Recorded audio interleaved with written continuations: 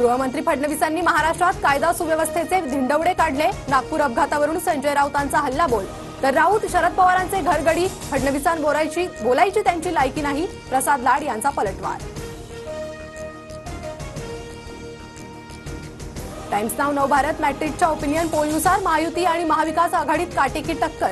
महायुतीला 137 ते 152 जागा, तर महाविकास आघाडीला 129 ते 144 जागा मिळण्याचा अंदाज.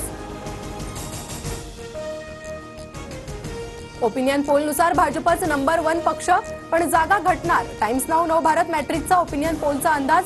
पोलनुसार भाजपला 83 ते 93 जागा मिळण्याचा अंदाज. शरद पवारांविरोधात निवडणूक नको, अजितदादांच्या आमदारांचं मत.